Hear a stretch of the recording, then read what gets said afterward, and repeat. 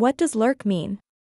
The word lurk means to stay hidden, often waiting in the background without being noticed. It's usually used when someone or something is watching secretly or hiding with a purpose.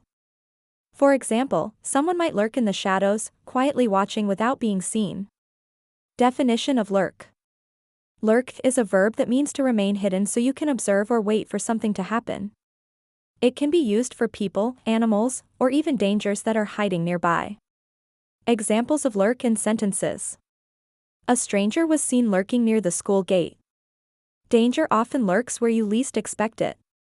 She didn't post anything online, she just lurked in the group. Lurk in the digital world. In the online world, lurk has a special meaning. A person who reads messages in forums or groups without participating is called a lurker.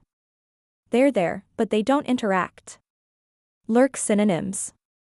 Sneak, hide, creep, skulk, prowl, loiter.